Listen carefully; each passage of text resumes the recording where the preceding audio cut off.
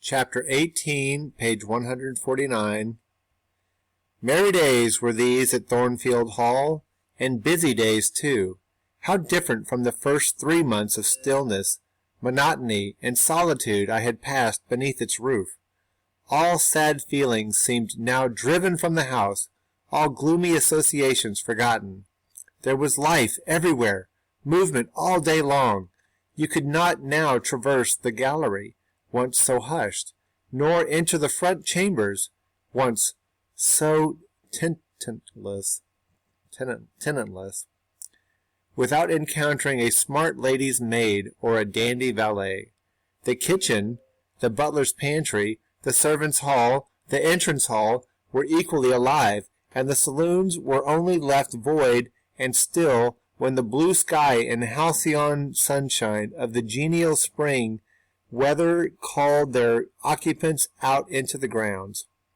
Even when that weather was broken and continuous rain set in for some days, no damp seemed cast over enjoyment.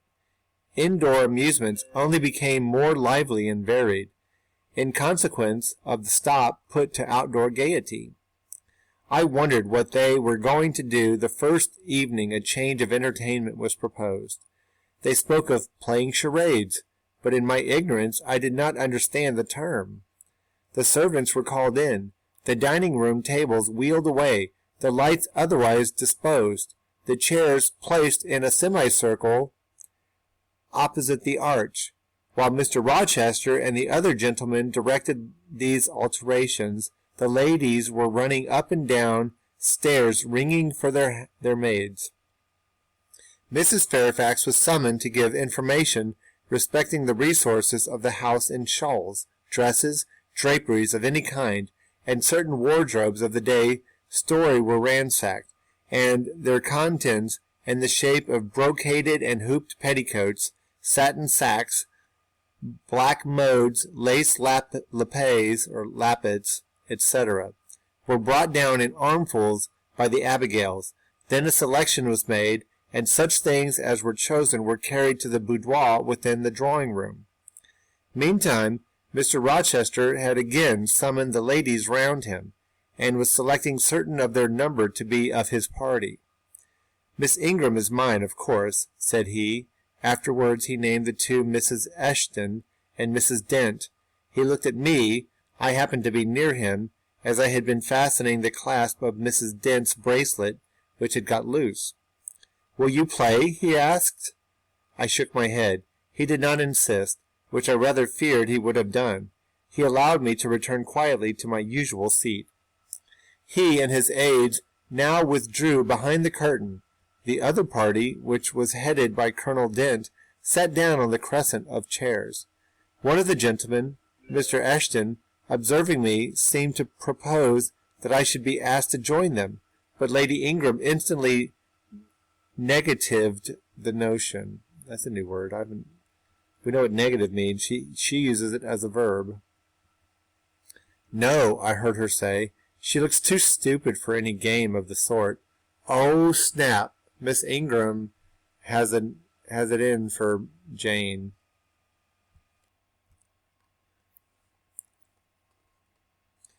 Ere long, a bell tinkled, and the curtain drew up.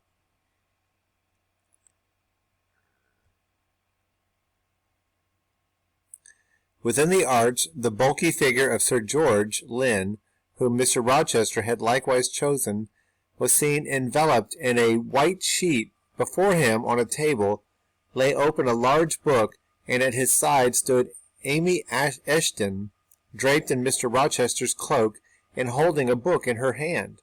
Somebody, unseen, rang the bell merrily. Then Adele, who had insisted on being one of her guardian's party, bounded forward, scattering round her the contents of a basket of flowers she carried on her arm. Then appeared the magnificent figure of Miss Ingram, clad in white, a long veil on her head, and a wreath of roses round her brow.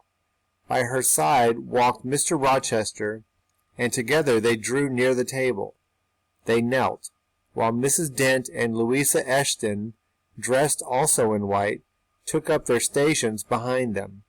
A ceremony followed, in dumb show, in which it was easy to recognize the pantomime of a marriage.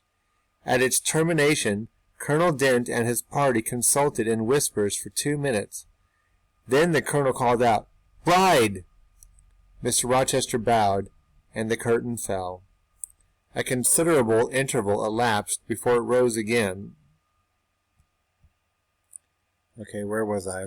I'll just start here. A considerable interval elapsed before it again rose. Its second rising displayed a more elaborately prepared scene than the last.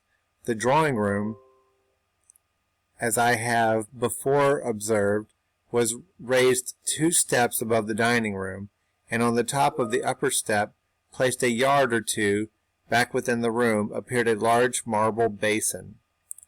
By the way, I think the whole charade of a wedding was not unintentional. Let's see what the next clue is. Which I recognize as an ornament of the conservatory, where it usually stood, surrounded by exotics and tenanted by gold fish, and whence it must have been transported with some trouble on account of its size and weight. Seated on the carpet by the side of this basin was seen Mr. Rochester, costumed in shawls, with a turban on his head. His dark eyes and swarthy skin and Paynim features suited the costume exactly. He looked the very model of an Eastern emir, an agent or a victim of the bowstring. Presently advanced into view Miss Ingram. She, too, was attired in Oriental fashion, a crimson scarf tied sash-like round the waist, an embroidered handkerchief knotted about her temples, her beautifully molded arms bare, one of them upraised, in the act of supporting a pitcher, poised gracefully on her head. Both her cast of form and feature, her complexion and her general air, suggested the idea of some Israelitish princess of the patriarchal days, and such was doubtless the character she intended to represent. She approached the basin and bent over it as if to fill her pitcher. She again lifted it to her head. The personage on the well brink now seemed to accost her, to make some request. She hasted, let down her pitcher on her hand, and gave him a drink. From the bosom of his robe he then produced a casket, opened it, and showed magnificent bracelets and earrings. She acted astonishment and admiration. Kneeling, he laid the treasure at her feet. Incredulity and delight were expressed by her looks and gestures. The stranger fastened the bracelets on her arms and the rings in her ears. It was Eliezer and Rebekah. The camels only were wanting. The divining party again laid their heads together. Apparently they could not agree about the word or syllable the scene illustrated. Colonel Dent, their spokesman, demanded the tableau of the whole, whereupon the curtain again descended. On its third rising, only a portion of the drawing-room was disclosed, the rest being concealed by a screen, hung with some sort of dark and coarse drapery. The marble basin was removed. In its place stood a deal table and a kitchen chair.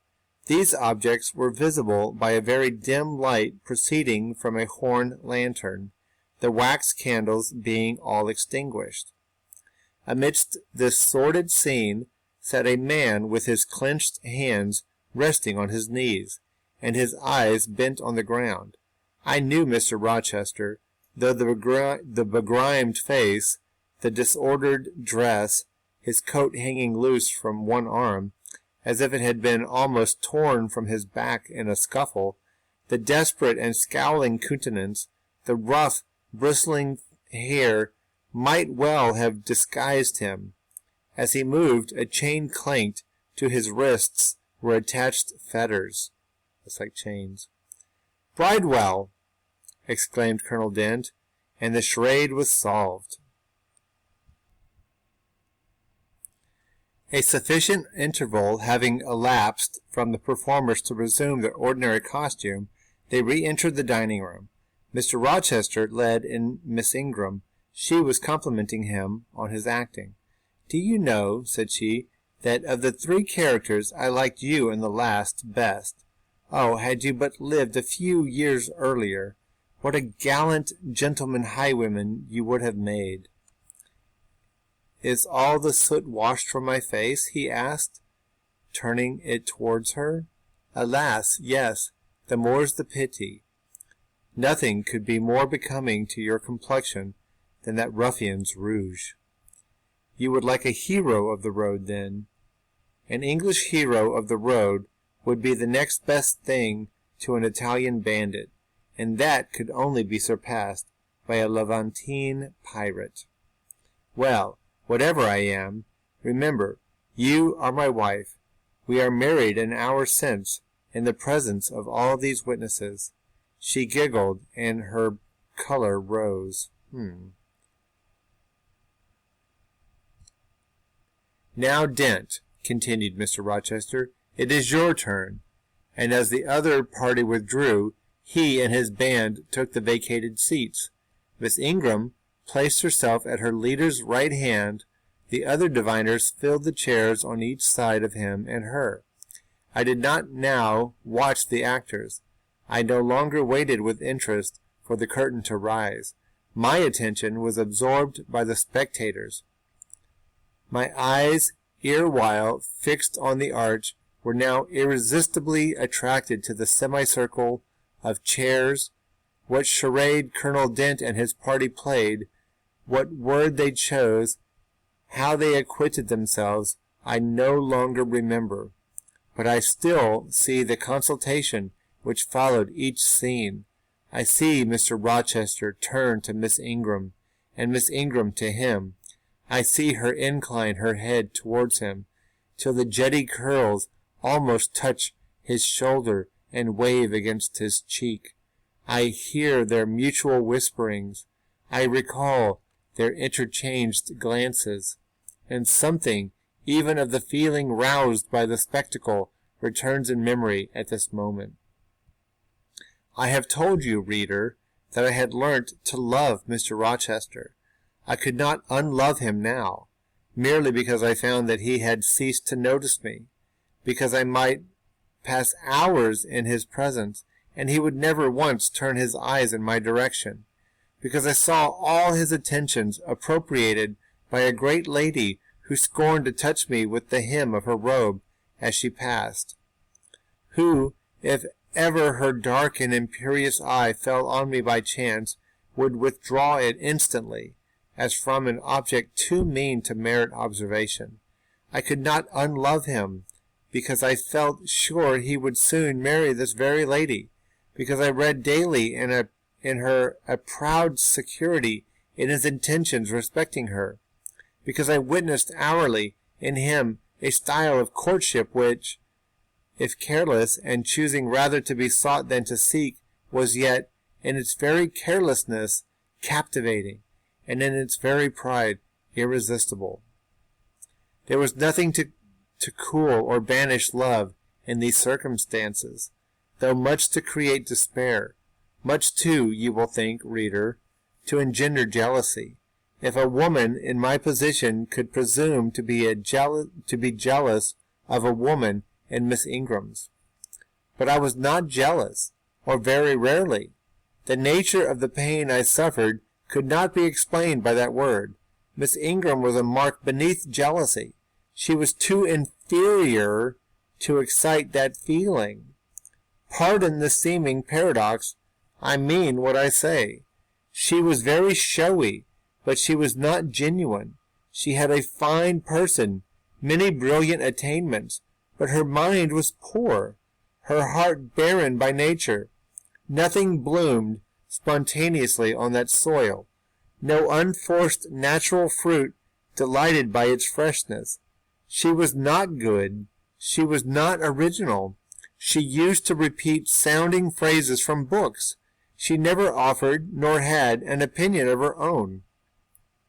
She advocated a high tone of sentiment, but she did not know the sensations of sympathy and pity. Tenderness and truth were not in her. Too often she betrayed this, by the undue vent she gave to a spiteful antipathy she had conceived against little Adele, pushing her away with some, give me a break, contumelious epithet if she happened to approach her, sometimes ordering her from the room, and always treating her with coldness and acrimony. Other eyes besides mine watched these manifestations of character, watched them closely, keenly, shrewdly. Yes, the future bridegroom, Mr. Rochester himself, exercised over his intended a ceaseless surveillance, and it was from this sagacity, this guardedness of his, this perfect, clear consciousness of his fair one's defects, this obvious absence of passion in his sentiments towards her, that my ever-torturing pain arose. Okay, it sounds like this is actually very interesting. Even though Jane has every reason to be jealous of Lady Blanche Ingram, she's not. And the main reason is because Miss Ingram is kind of fake, kind of pseudo-intellectual. She's not really all that smart. And like Jane kind of has an inherent understanding that Rochester is smart and would never settle for a woman who's not as intelligent as he is. I think that's very interesting. And again, like, from everything that Rochester is doing socially, it seems like he's interested in Lady Ingram. But Jane can see past that. Let's continue reading and find out what goes on. I saw he was going to marry her for family, perhaps political reasons, because her rank and connection suited him. I felt he had not given her his love, and that her qualifications were ill adapted to win from him that treasure. This was the point. This was where the nerve was touched and teased. This was where the fever was sustained and fed. She could not charm him. Okay, so like, Jane thinks even though she might be a good marriage to Rochester because of her status or because of her political affiliations or because of the reputation it might bring him, she still hasn't charmed him. Like, he's not in love with her. If she had managed the victory at once, and he had yielded and sincerely laid his heart at her feet, I should have covered my face, turned to the wall, and, figuratively, have died to them. If Miss Ingram had been a good and noble woman, endowed with force, fervor, kindness, sense, I should have had one vital struggle with two tigers, jealousy and despair. Then, my heart torn out and devoured, I should have admired her, acknowledged her excellence, and been quiet for the rest of my days, and the more absolute her superiority, the deeper would have been my admiration, the more truly tranquil my quiescence. But as matters really stood, to watch Miss Ingram's efforts at fascinating Mr. Rochester, to witness their repeated failure, herself unconscious that they did fail, vainly fancying that each shaft launched hit the mark, and infatuatedly pluming herself on success, when her pride and self-complacency repelled further and further what she wished to allure, to witness this was to be at once under ceaseless excitation and ruthless restraint. Because when she failed, I saw how she might have succeeded. Arrows that continually glanced off Mr. Rochester's breast and fell harmless at his feet might, I knew, if shot by a surer hand, have quivered keen in his proud heart, have called love into his stern eye, and softness into his sardonic face, or better still, without weapons, a silent conquest might have been won. Why can she not influence him more, when she is privileged to draw so near to him? I asked myself. Surely she cannot truly like him, or not like him with true affection.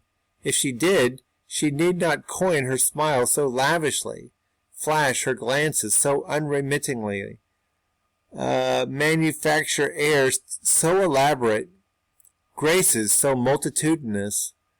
It seems to me that she might, by merely sitting quietly at his side, saying little and looking less, get nigher his heart.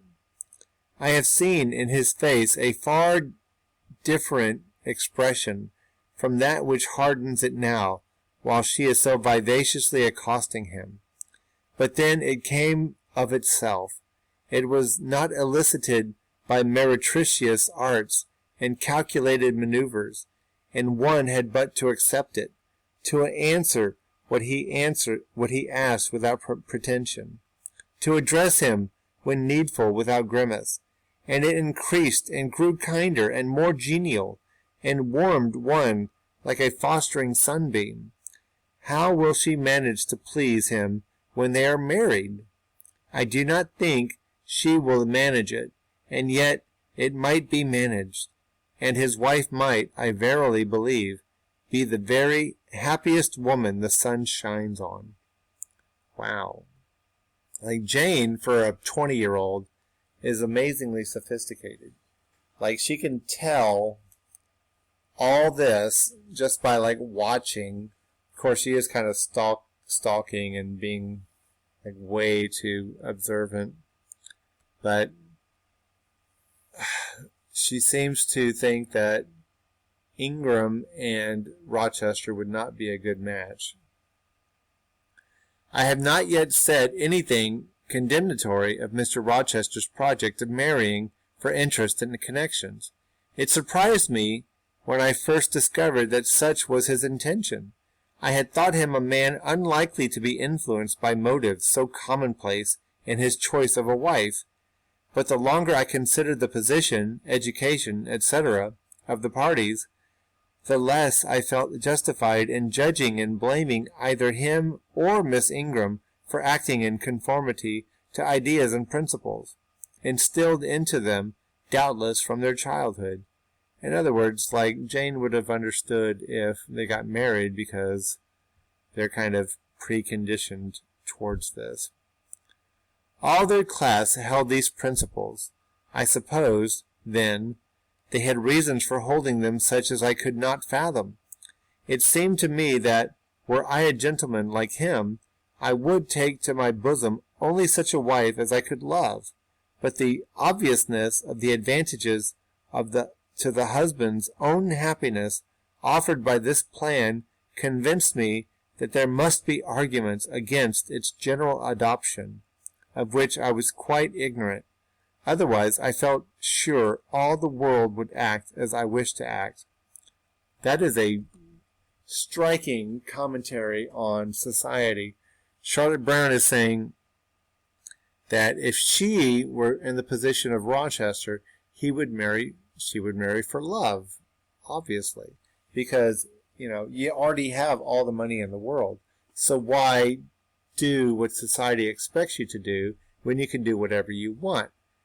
So she's actually kind of criticizing all the men in England who have money and marry money just because they're supposed to. It's a very, let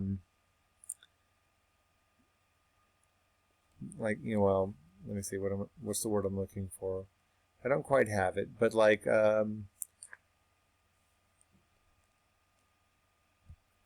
but I think like Jonathan Swift would totally agree with her. All right, because it's kind of anyway.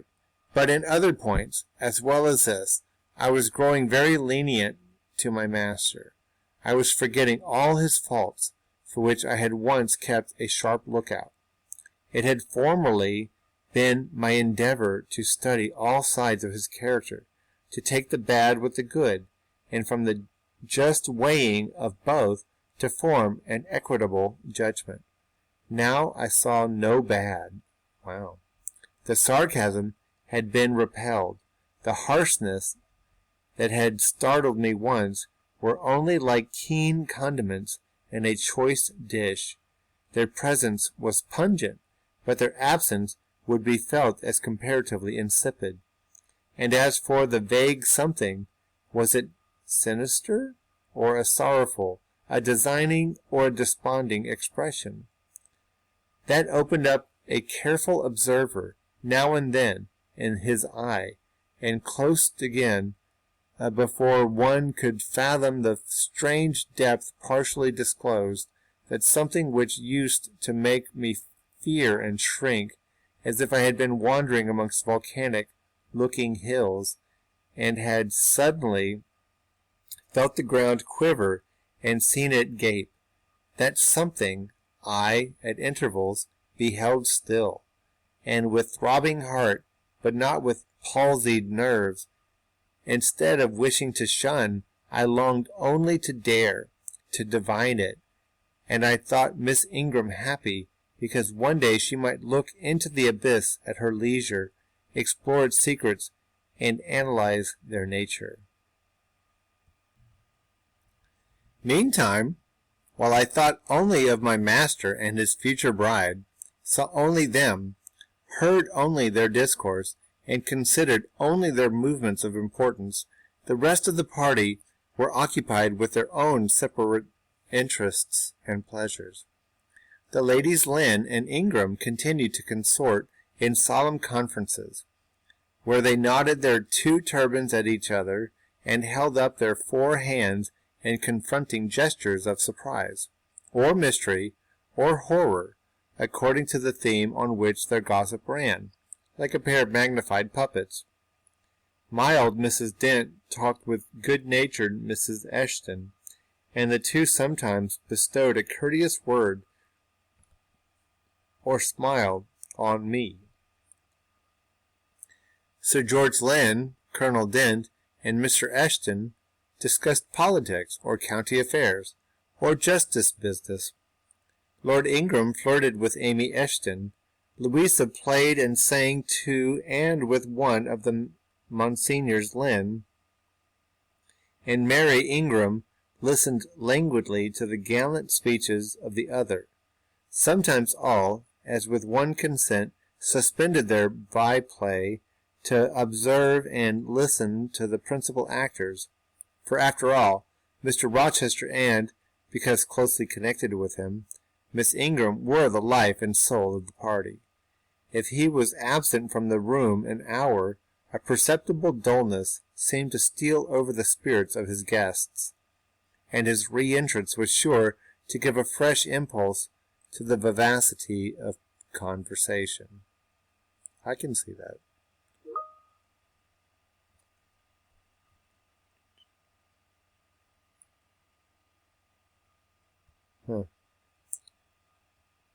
Okay, Mackenzie, calm down. All right, the want of his animating influence appeared to me peculiarly felt one day that he had been summoned to Millcote on business, and was not likely to return till late. The afternoon was wet. A walk the party had proposed to take to see a gypsy camp, lately pitched on a common beyond Hay, was consequently deferred. Some of the gentlemen were gone to the stables. The younger ones, together with the younger ladies, were playing billiards in the billiard-room.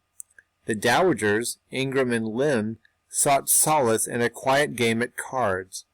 Blanche Ingram, after having repelled, by supercilious taciturnity, some efforts of Mrs. Dent and Mrs. Eshton to draw her into a conversation, had first murmured over some sentimental tunes and airs on the piano, and then, having fetched a novel from the library, had flung herself in haughty listlessness on a sofa, and prepared to beguile, by the spell of fiction, the tedious hours of absence.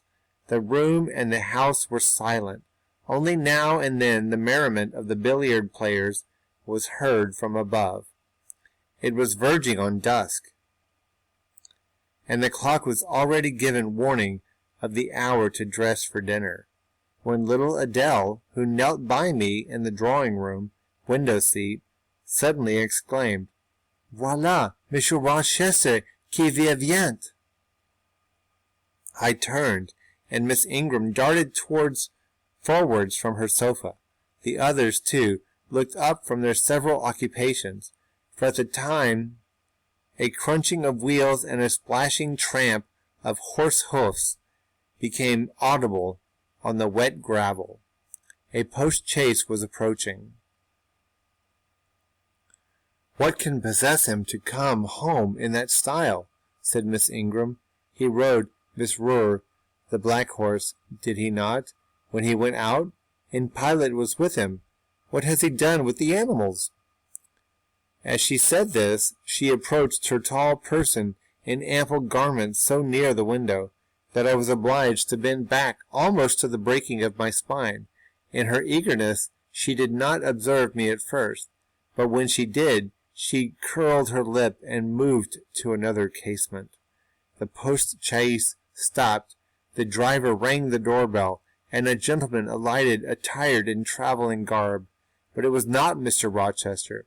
It was a tall, fashionable-looking man, a stranger. "How provoking!" exclaimed Miss Ingram. "You tiresome monkey," apostrophizing Adele, "who perched you up in the window to give false intelligence." And she cast on me an angry glance, as if I were in fault. Some parleying was audible in the hall, and soon the newcomer entered. He bowed to Lady Ingram, as deeming her the eldest lady present. "It appears I come at an importune time, madame," said he, "when my friend, Mr. Rochester, is from home. But I arrive from a very long journey, and I think I may presume so far on old and intimate acquaintance as to install myself here till he returns." His manner was polite. His accent, in speaking, struck me as being somewhat unusual. Not precisely foreign, but still not altogether English. His age might be about Mr. Rochester's, between 30 and 40. His complexion was singularly sallow. Otherwise he was a fine-looking man, at first sight especially. On closer examination, you detected something in his face that displeased, or rather that failed to please. His features were regular, but too relaxed. His eye was large and well cut, but the life looking out of it was a tame, vacant life. At least, so I thought. The sound of the dressing bell dispersed the party. It was not till after dinner that I saw him again. He then seemed quite at his ease, but I liked his physiognomy even less than before. It struck me as being at the same time unsettled and inanimate.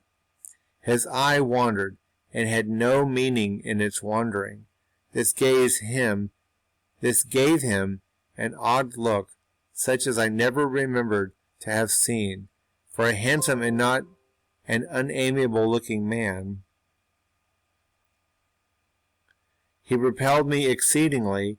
There was no power in that smooth-skinned face of a full oval shape, no firmness in that aquiline nose and small cherry mouth. There was no thought on the low, even forehead, no command in that blank brown eye. As I sat in my usual nook and looked at him with the light of the girandels of the mantelpiece beaming full over him, for he occupied an armchair drawn close to the fire and kept shrinking still nearer, as if he were cold, I compared him with Mr. Rochester. I think, with deference be it spoken, the contrast could not be much greater between a sleek gander and a fierce falcon, between a meek sheep and the rough-coated, keen-eyed dog, its guardian. He had spoken of Mr. Rochester as an old friend. A curious friendship theirs must have been, a pointed illustration, indeed, of the old adage that extremes meet. 2 or 3 of the gentlemen sat near him, and I caught at times scraps of their conversation across the room. At first I could not make much sense of what I heard, for the discourse of Louisa Eshton and Mary Ingram, who sat nearer to me, confused the fragmentary sentences that reached me at intervals. These last were discussing the stranger. They both called him a beautiful man. Louisa said he was a love of a creature, and she adored him, and Mary instanced his pretty little mouth and nice nose as her ideal of the charming. Okay, I kind of lost my place because I got a phone conversation and I had to stop, but I'm going to pick up right here. "And what a sweet-tempered forehead he has," cried Louisa, "so smooth. None of those frowning irregularities I dislike so much, and such a placid eye and smile." They're talking about the guy who just showed up at the house, kind of unannounced, and said he was a friend of Mr. Rochester, but Mr. Rochester is not there at the time, so I guess they're just gossiping about him. But he is kind of an important character. And then, to my great relief, Mr. Henry Lynn summoned them to the other side of the room to settle some point about the deferred excursion of Hay Common. That's where they live. I was now able to concentrate my attention on the group by the fire, and I presently gathered that the newcomer was called Mr. Mason.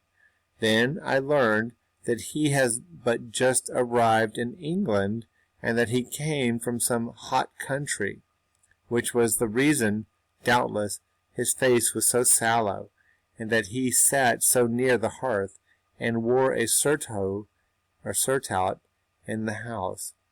Presently the words Jamaica, Kingston, Spanish Town indicated the West Indies as his residence, and it was with no little surprise I gathered, ere long, that he had there first seen and become acquainted with Mr. Rochester. He spoke of his friend's dislike of the burning heats, the hurricanes, and rainy seasons of that region. I knew Mr. Rochester had been a traveler. Mrs. Fairfax had said so, but I thought the continent of Europe had bounded his wanderings. Till now I had never heard a hint given of visits to more distant shores. In other words, like Mr. Rochester is more traveled than Jane had before believed. I was pondering these things when an incident, and a somewhat unexpected one, broke the thread of my musings. Mr. Mason, shivering as someone chanced to open the door, asked for more coal to be put on the fire, which had burnt out its flame, though its mass of cinder still shone hot and red. The footman who brought the coal, in going out, stopped Mr. Eshton's chair, and said something to him in a low voice, of which I heard only the words, "Old woman, quite troublesome." "Tell her she shall be put in the stocks if she does not take herself off," replied the magistrate. "No, stop," interrupted Colonel Dent. "Don't send her away, Eshton. We might turn the thing to account. Better consult the ladies." And speaking aloud, he continued, "Ladies, you talked of going to Hay Common to visit the gypsy camp.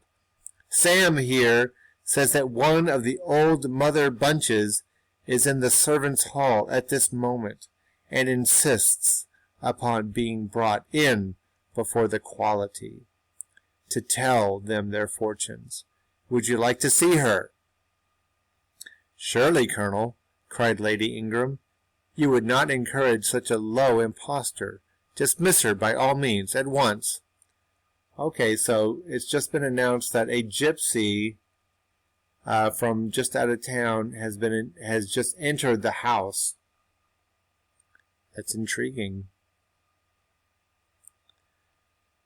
"But I cannot persuade her to go away, my lady," said the footman, "nor can any of the servants.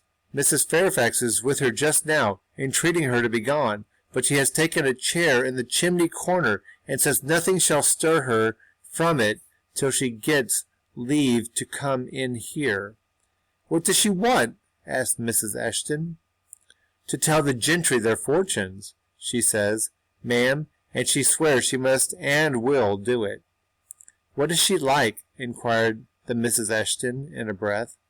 "A shockingly ugly old creature, miss, almost as black as a crock." "Why, she's a real sorceress," cried Frederick Lynn. "Let us have her in, of course." "To be sure," rejoined his brother. "It would be 1,000 pities to throw away such a chance of fun." "My dear boys, what are you thinking about?" exclaimed Mrs. Lynn. "I cannot possibly countenance any such inconsistent proceeding," chimed in the Dowager Ingram. "Indeed, mamma, but you can and will," pronounced the haughty voice of Blanche, as she turned round on the piano stool, where till now she had sat silent, apparently examining sundry sheets of music. "I have a curiosity to hear my fortune told. Therefore, Sam, order the beldame forward. My darling Blanche, recollect blank. I do. I recollect all you can suggest, and I must have my will. Quick, Sam." "Yes, yes, yes," cried all the juveniles, both ladies and gentlemen. "Let her come. It will be excellent sport." The footman still lingered. "She looks such a rough one," said he. "Go!" ejaculated Miss Ingram, and the man went. Okay, so according to the footman, a gypsy fortune-teller has come to the house and refuses to leave until she has told the fortune of everyone present. Excitement instantly seized the whole party. A running fire of raillery and jests was proceeding when Sam returned. "She won't come now," said he. "She says it's not her mission to appear before the vulgar herd." Those are her words. "I must show her into a room by herself, and then those who wish to consult her must go to her one by one." "You see now, my queenly Blanche," began Lady Ingram, "she encroaches. Be advised, my angel girl, and—" "Show her into the library, of course," cut in the angel girl. "It is not my mission to listen to her before the vulgar herd. Either I mean to have her all to myself. Is there a fire in the library?" "Yes, ma'am, but she looks such a tinkler." "Cease that chatter, blockhead, and do my bidding." Again Sam vanished, and mystery, animation, expectation rose to full flow once more. "She's ready now," said the footman, as he reappeared. "She wishes to know who will be her first visitor." "I think I had better just look in upon her before any of the ladies go," said Colonel Dent. "Tell her, Sam, a gentleman is coming." Sam went and returned. "She says, sir, that she'll have no gentlemen. They need not trouble themselves to come near her, nor," he added, with difficulty suppressing a titter, "any ladies either, except the young and single."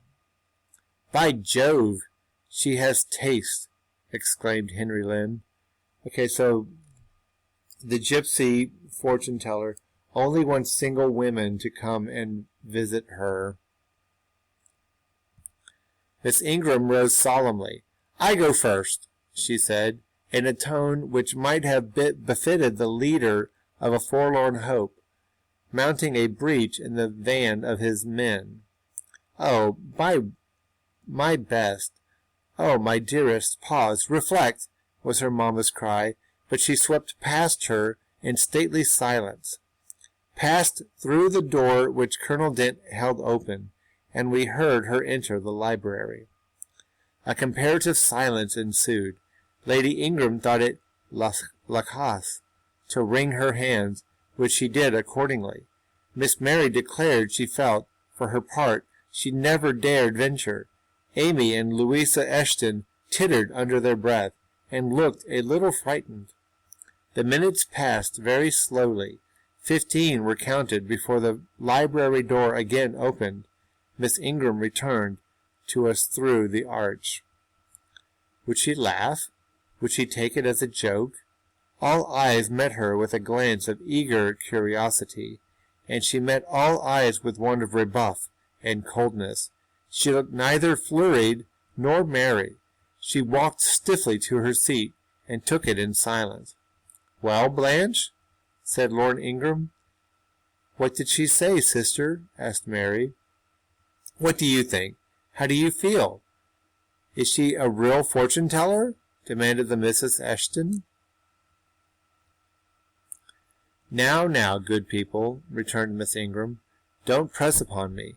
Really, your organs of wonder and credulity are easily excited. You seem, by the importance of you all, my good mamma included, ascribe to this matter, absolutely to believe we have a genuine witch in the house, who is in close alliance with the old gentleman. I have seen a gypsy vagabond. She has practised in hackneyed fashion the science of palmistry, and told me that such people usually tell. My whim is gratified, and now I think Mr. Eshton will do well to put the hag in the stocks tomorrow morning, as he threatened." Wow, it seems like Lady Ingram did not like what the gypsy fortune-teller had to say. Miss Ingram took a book, leant back in her chair, and so declined further conversation. I watched her for nearly half an hour. During all that time she never turned a page, and her face grew momently darker, more dissatisfied, and more sourly expressive of disappointment. She had obviously not heard anything to her advantage, and it seemed to me, from her prolonged fit of gloom and taciturnity, that she herself, notwithstanding her professed indifference, attached undue importance to whatever revelations had been made her. Scroll. There's a picture of Blanche looking at the same page without turning it, while Jane looks decidedly observant. Oh, and there's more, but not much more. Meantime, Mary Ingram, Amy, and Louisa Eshton declared they dared not go alone, and yet they all wished to go. A negotiation was opened through the medium of the ambassador, Sam, and after much pacing to and fro, till, I think, the said Sam's calves must have ached with the exercise, permission was at last, with great difficulty, extorted from the rigorous Sibyl, for the three to wait upon her in a body. Their visit was not so still as Miss Ingram's had been. We heard hysterical giggling and little shrieks proceeding from the library, and at the end of about 20 minutes they burst the door open and came running across the hall, as if they were half scared out of their wits. "I am sure she is something not right," they cried, one and all. "She told us such things. She knows all about us." And they sank breathless into the various seats the gentleman hastened to bring them.